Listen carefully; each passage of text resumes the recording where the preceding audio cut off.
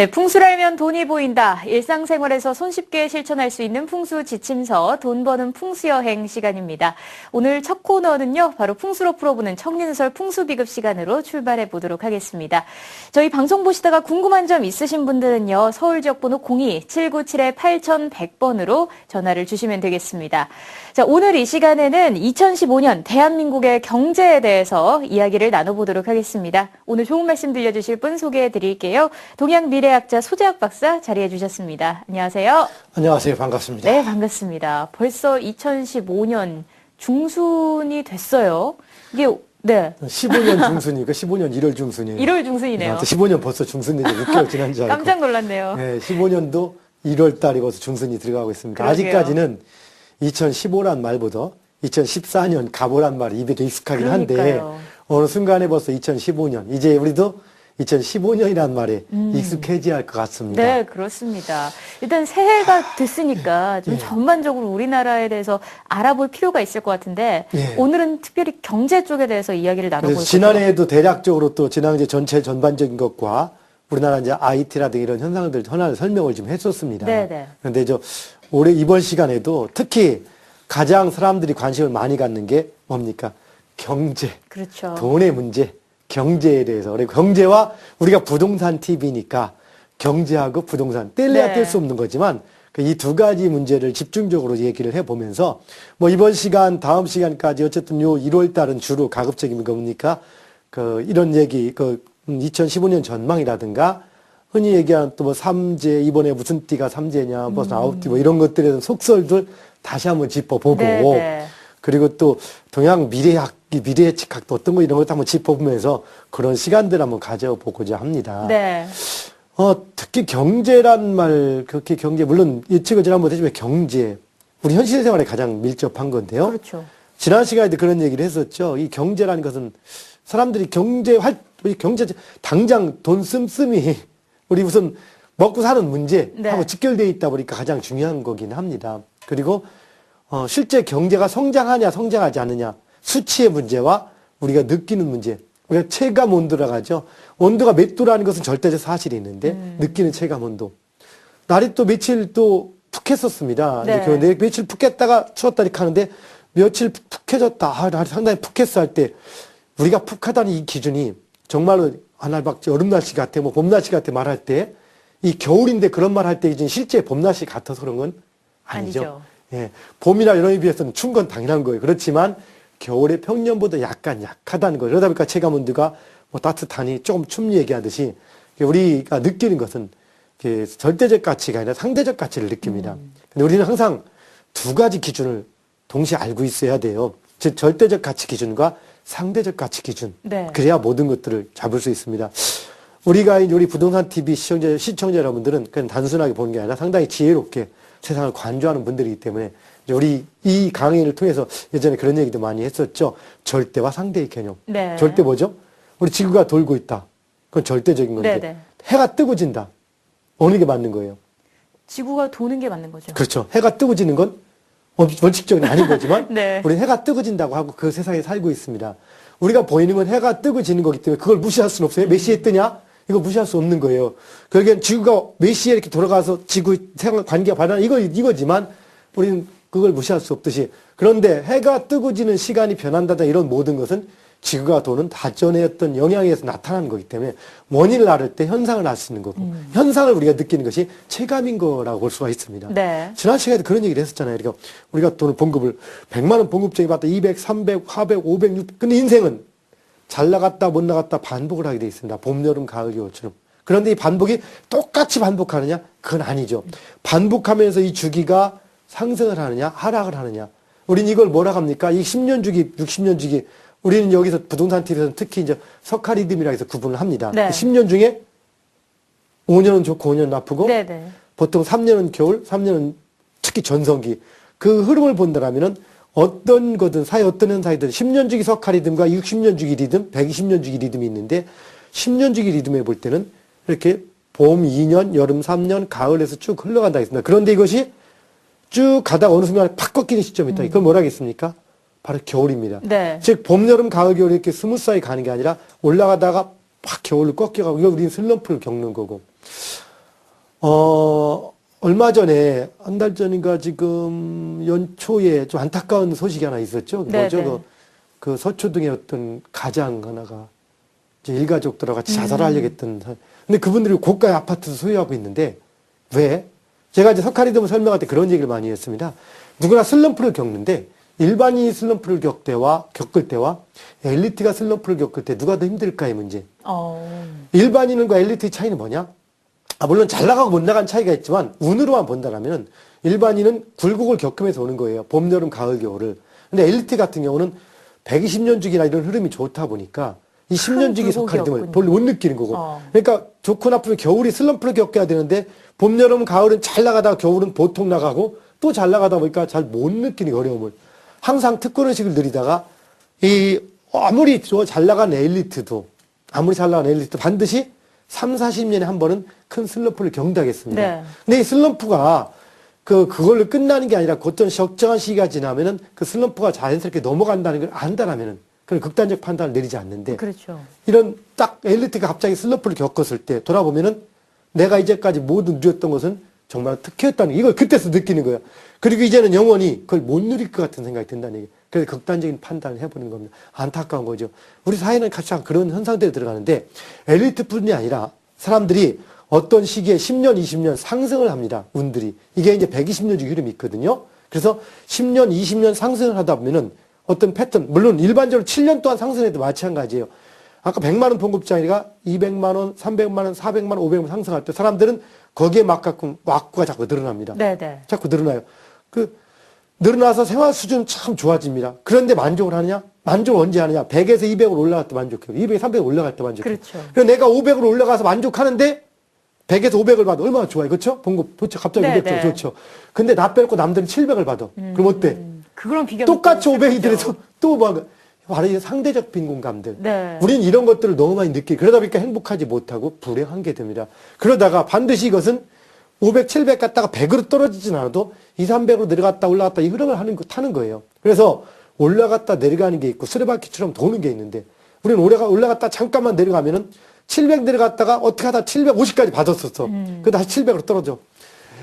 그러면 이제까지 700이면 잘 받는 건데 그걸 생각하는 게 아니라 750을 기준으로 놓고 떨어졌다 이거야. 그러니 얼마나 세상이 이렇게도 사람들이 생각하게 자꾸 그걸 느끼는 겁니다.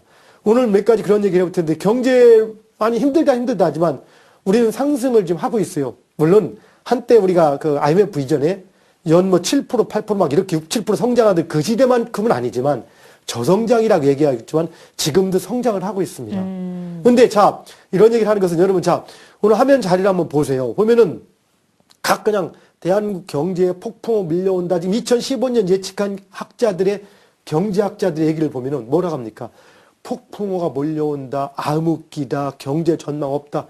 맞아요. 대부분들이 지금 전망이 없다는 얘기를 합니다. 네네. 자, 우리는 부정적 예측을 하더라도 부정적 예측과 긍정적 예측이 있고요. 암시도 부정적 암시와 긍정적 암시가 있는데 사람들은 부정적 암시를 더 받아들입니다. 그리고 부정적인 말을 해줄 때 더 강하게 어필하고 그거에 대한 어떤 인지도가 크다 보니까 10가지 대충 할 때 그냥 이 말 저 말 잔뜩 해놔서 딱 던져놔도 한두 개가 맞으면은 용하다고 하는 경향이 좀 있습니다. 그러다 보니까 자꾸 그런 쪽으로 하는 경향이 생겨요. 네. 그래서 이것들은 좀 참 배제할 필요가 있습니다. 그리고 물론 우리 낙관에서 잘 나간다고 하다가 안 나갈 때는 더 타격이 크기 때문에 못 나간다고 하다가 잘 나가는 것이 더욱더 좋다고 표현도 합니다. 그래서 일부러 부정적으로 많이 예측을 하기도 하는데 너무 어떨 때 보면 너무 부정적으로 해서 우울해지기까지 합니다. 해마다 우리 예측하는 특히 경제 예측할 때 보면 해마다 한국경제연합회부터 시작해서 우리 경제 이렇게 긍정적으로 예측한 예가 거의 없습니다. 항상 부정적으로. 특히 올해는 더욱더 하면서 암흑을 얘기합니다. 그러면서 그런데 언제 그것이 어느 정도 이 시대에 또 먹혀 들어간 이유 중에 하나는 언제고 어느 시대고 사람들은 교대로 돌아가는 게 있습니다. 즉, 언제고 잘 나가다가 무너진 사람이 반드시 있기 때문에 그들의 호응들을 언제든지 끄집어낼 수가 있는 겁니다. 반면에 만약에 좋은 것만 또 부각시킨다면은 거기 반드시 잘 나간 사람들이 있기 때문에 그걸 또 끄집어낼 수 있습니다. 그래서 우리가 지금 이런 이 양날의 칼처럼 이런 것이 있다 보니까 애매한 건 있는데 어쨌든 제가 지금 오늘 하고자 하는 얘기는 뭐냐. 2015년 을미년 청양의 해 대한민국의 경제 그리고 부동산 시장 일단 전망은 파란불이 좋은 거죠? 좋은 거죠. 예, 파란불이라는 겁니다. 어. 객관적으로 볼 때 파란불인 거다 분명. 이것만은 정확히 얘기를 합니다. 큰 흐름이 어떻게 가든, 자, 2014년, 2011년, 12년, 14년의 추세에서 15년으로 넘어 15, 16년 이렇게 장분할을 될 때 15년, 16년의 전망이 그 전보다는 경제 좋아진다는 겁니다. 부동산 좋아집니다. 부동산에도 제가 이제 그 토지, 땅의 분야, 집의 분야 이렇게 주택하고 나눠서 얘기를 했는데요. 네네. 어쨌든 두 가지를 다 놓고 치더라도 일단 좋아집니다. 올해 주택이 갑자기 엄청나게 막 뛰고 이러지는 않지만 반드시 실마리가 나옵니다. 경기 부양책이나 모든 것들의 실마리가 나옵니다. 물론 지금 현재 보면은 지금 우리나라 경제에 가장 심각하게 보는 것 중에 하나가 가계 부채가 그 어느 때보다 최고조로 많다고 합니다. 지금 엄청날 정도로 많습니다. 가계 부채가. 네. 이렇게 말하자면 빚잔치를 하고 빚내서 쓰고 있다는 개념이 들어갑니다. 이렇게 최고조로 많은 상태에서 지금 전세값이나 이것도 보니까 집값 안정시키기 위해서 어떡합니까? 이제 정부에서 집을 사라. 이런 분위기까지 형성돼서 대출받아서 집을 또 상당히 많이 샀습니다, 지금. 이렇게 사는 상태에서 만약에 여기서 이제 이 상태에서 조금 문제가 생긴다면은 전부 다 빚만 진 상태에서 그러니까 애매하게 집만 끌어안고 끙끙거리는 그 현상이 네, 네. 간단히 이걸 가지고 우리는 폭탄 돌리기니 뭐냐 하면서 계속 불안에 떨고 있고 또 그 불안을 가중시킵니다. 물론 사실입니다. 그건 상당히 큰 위험 요인이기도 합니다. 그러나 이렇게 우리 모두가 위험이라는 것을 알고서 이것을 긍정적으로 대처해 나간다면 그렇지 않을 수 있는 건데 우리는 무조건 위험이라고 강조해가지고 불안하다, 경제 안 좋다, 세계 경제 침울하다.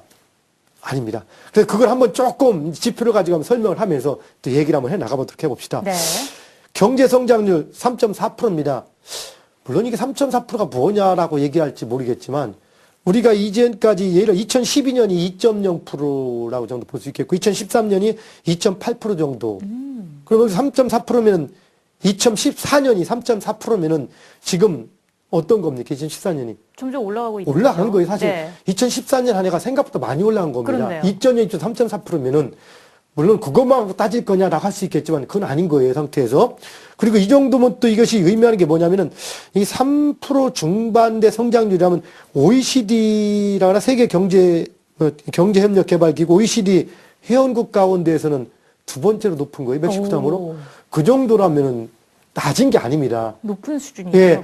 생각보다 경제가, 그래서 또 일각에서는 정부에서 얘기할 때는 그래도 우리 경제 그만큼 성적표 좋았다라고 얘기하는 겁니다. 근데 좋았다고 얘기하면 또 이제 반박을 합니다. 그게 뭐 좋은 거죠. 실물 경제는 약간. 그것들은 사람들의 상대적 빈곤감들은 이제는 이것은 우리의 가치나 기준 자체를 바꿔줘야 할 문제인 거지 그들은 어떻게 해도 100% 만족시킬 수는 없습니다. 그래서 서로 새삼 이제는 좀 새로 한번 뒤를 돌아보면서 우리의 감각, 너무 이렇게 자극적으로 가되는 감각 자체를 순화시켜야 됩니다. 음식을 먹을 때 지금 어떤 개념이냐. 음식이 너무 양념 맛에 극도로 지금 우리 입술이 지금 적응되어 있는 그런 네, 겁니다. 네. 이제 양념 맛을 버리고 음식 본연의 맛을 좀 찾아줄 필요가 있지 않나 싶습니다. 소비자 물가도 1.3% 이렇게 얘기를 하고 있고요. 우리 보면 2년 연속 무역 규모, 수출, 무역 수지 사상 최대입니다. 2013년, 14년까지. 네네. 이런 것들이 보면 이건 수치상에서 이건 수치로 나온 겁니다. 실제가 이렇다는 얘기예요.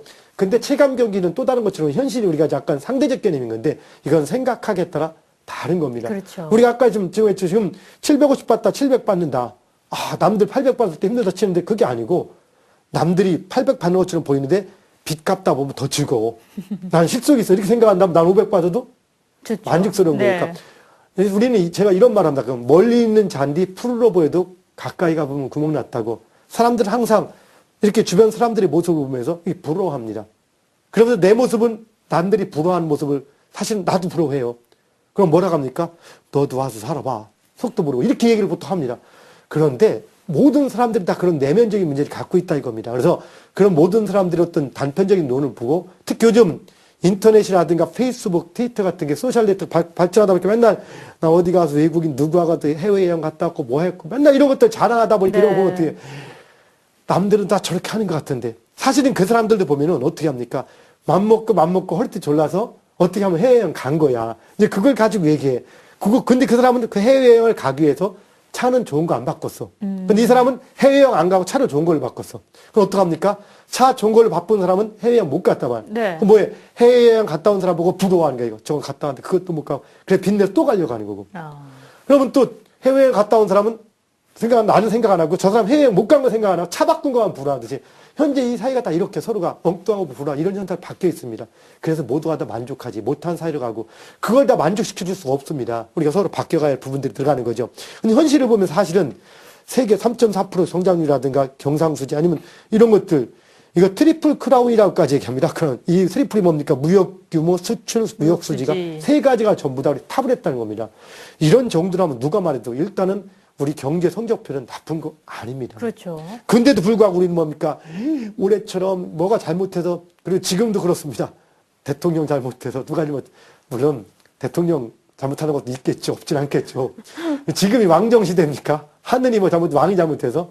그러니까 하나의 흐름들은 지금 이런 시대 흐름들은 물론 정책의 큰 장, 예를 들면 예전에 같은 무슨 쓸데없는 뭐 큰 운하를 만든다나 4대강을 한다든가 이렇게 해서 아니면 이렇게 큰 정책의 그 흐름을 잘못 선택해서 정말 큰 피해를 주는 경우도 있지만 대부분들의 흐름들은 하나의 그 시대의 올해의 역할, 내년의 역할들이 올해 한 해의 어떤 행위로서 나타나는 것이 아니라 몇 년의 어떤 결과물로서 나타나는 걸 결정하기 때문에 단지 지금껏 가지고 무조건 평가할 것은 아니라는 겁니다. 우리가 IMF라든가 아니면 세계 그 금융위기를 겪으면서 국민들이 나름대로 또 많은 사람들이 노력을 했습니다. 그 결과로 우리 경제는 2012년, 13년 성장하다 2014년 괄목할 만하게 성장을 해 나가고 있는 건 사실입니다. 네.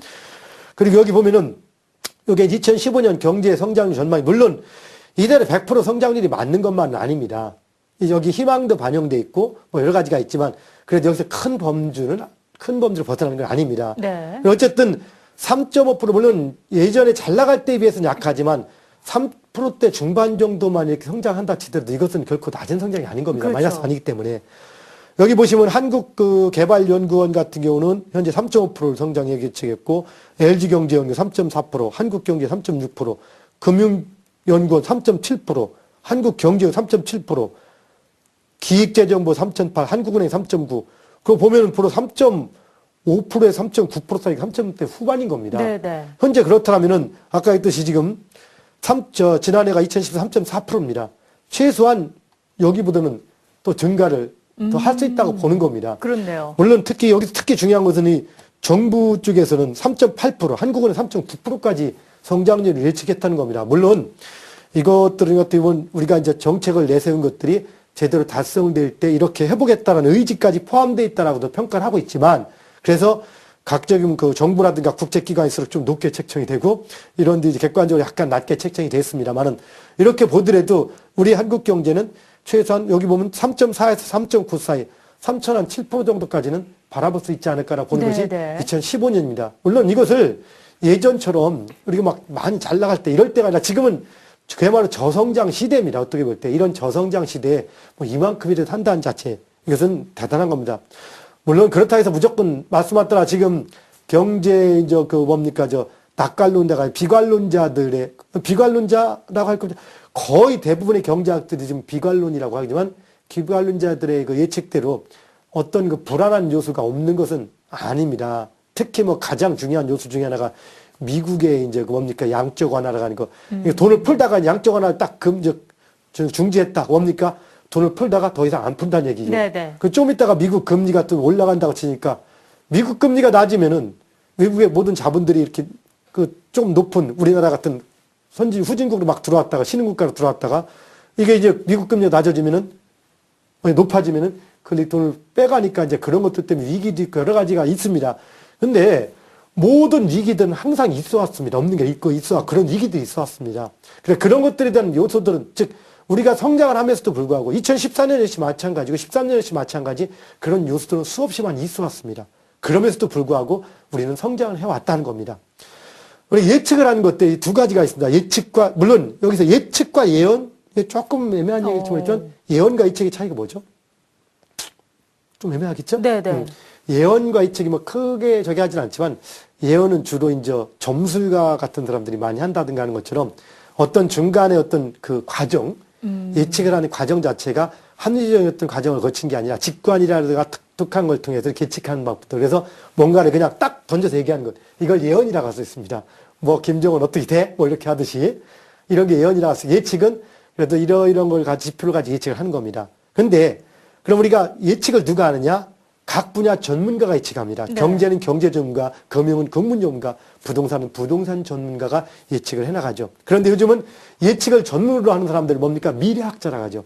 그리고 그 중에서도 이제 미래 예측학이라고도 하는데 저 같은 경우가 이제 미래 예측학 박사 이제 국내 1호니까 네네. 이런 예측이 전문이를 하죠.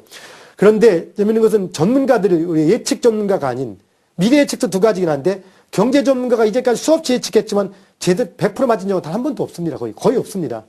그렇지만 당연하게 생각을 해요, 또. 당연하고 예측 그냥 하는 거에 의미를 두기도 하고.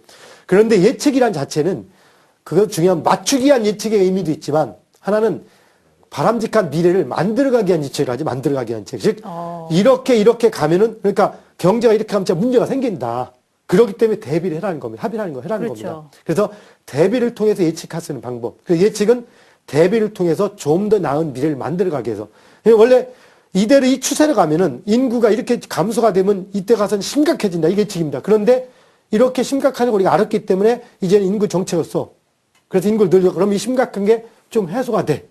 그럼 이런 것처럼 바로 이렇게 예측을 해 나가고 준비를 해 나가는 겁니다. 네네. 마찬가지예요. 우리가 지금 폭탄 돌리기라고 하듯이 가계부채가 급증하기 때문에 이때 자 문제가 뭐냐면 미국 금리가 올라갈 때 우리나라 금리를 안 올릴 수가 없는 거예요. 그렇죠. 약 올 금리를 올리게 되면 지금 가계대출이 수없이 많이 지금 1주가 몇 주입니까?